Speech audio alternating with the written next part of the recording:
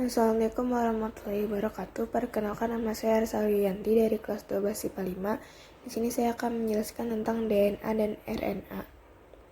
DNA dan RNA suatu polimer yang disusun oleh unit-unit nukleotida yang tersusun berulang-ulang. Satu nukleotida tersusun atas gula deoksiribosa, basa nitrogen yaitu purin dan primidin, dan asam fosfat dapat berjumlah 1 atau mono, 2 di, atau 3 tri. Model DNA double helix Watson and Crick berupa pita spiral yang saling berpilin. Utas ganda DNA, dua rantai polinukleotida yang saling berpilin, strukturnya itu meliputi gugus gula fosfat merupakan kerangka dari molekul dan terdapat pada bagian luar. Basa nitrogen pada untaian nukleotida berikatan pada basa nitrogen untaian lainnya. Ikatan antar basa nitrogen adalah ikatan hidrogen. Basa nitrogen purin akan berkaitan dengan basa nitrogen primidin. Guanin akan selalu berikatan dengan sitosin, sedangkan adenin akan selalu berikatan dengan timin. Selanjutnya ada struktur DNA. Di ujung 5 itu adalah gugus fosfat, sedangkan di ujung 3 adalah gula deoksiribosa. TA adalah timin dan adenin, sedangkan GC adalah guanin dan sitosin. Selanjutnya ada rangkaian nukleotida yang terdiri dari gugus fosfat, gula deoksiribosa, dan basa nitrogen. Gugus fosfat terikat pada gula pentosa, dan basa nitrogen itu terdiri dari purin dan primidin. Yang purin terdiri dari adenin dan guanin, sedangkan primidin terdiri dari timin dan sitosin. Selanjutnya ada fungsi DNA. Ada dua fungsi DNA, yaitu mewariskan informasi genetik dan sintesis protein. Replikasi DNA yaitu kemampuan DNA untuk membentuk DNA baru yang sama persis dengan DNA asal atau replikasi, disebut dengan kemampuan autokatalitik. Yang kedua, kemampuan DNA itu membentuk molekul kimia lain dari salah satu atau sebagian rantainya, disebut kemampuan heterokatalitik. Selanjutnya ada proses replikasi DNA. Yang pertama, pemisahan pasangan dua pita DNA. Yang kedua, masing-masing pita DNA induk mempersiapkan diri sebagai cetakan dan menentukan urutan nukleotida. Yang ketiga, nukleotida akan dihubungkan satu sama lain membentuk kerangka gula fosfat untuk pita DNA yang baru. Yang keempat, setiap kembaran pita molekul DNA yang baru akan terdiri atas satu pita induk dan satu pita komplemen. Dan selanjutnya, RNA primer diganti menjadi DNA dan ligase hingga menjadi rantai yang utuh. Hipotesis replikasi DNA.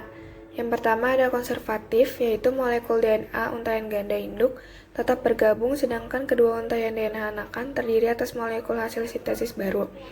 Yang kedua ada semi-konservatif, yaitu setiap molekul untaian ganda DNA anakan terdiri atas satu untaian tunggal DNA induk dan satu untaian tunggal DNA hasil sintesis baru.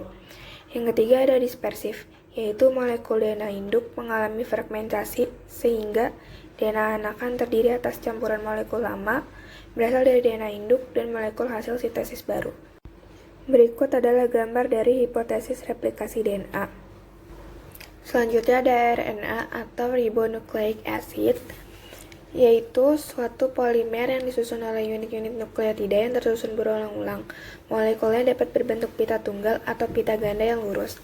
Satu nukleotida tersusun atas gula ribosa, basa nitrogen yang terdiri atas purin dan primidin, dan asam fosfat yang dapat berjumlah 1 atau mono, 2 atau di, dan 3 tri. Ada dua macam RNA. Yang pertama, RNA genetik yang hanya dimiliki oleh organisme tertentu yang tidak memiliki DNA. Fungsinya sebagai pewaris sifat dan sintesis protein. Yang kedua ada RNA non-genetik yang terdapat pada organisme yang memiliki DNA sebagai pewaris sifat. Ada 3 macam: mRNA membawa kode genetik ke ribosom, rRNA komponen utama ribosom, tRNA membawa asam amino ke ribosom. Perbedaan DNA dan RNA.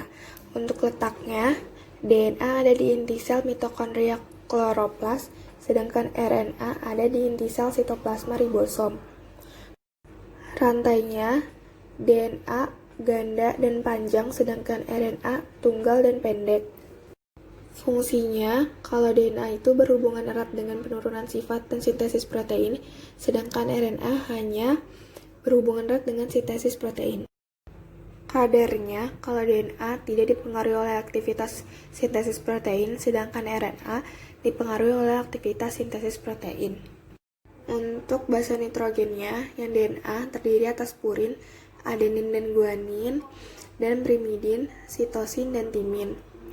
Terus kalau RNA terdiri dari purin, yaitu adenin dan guanin, dan pirimidin, sitosin, dan urasil.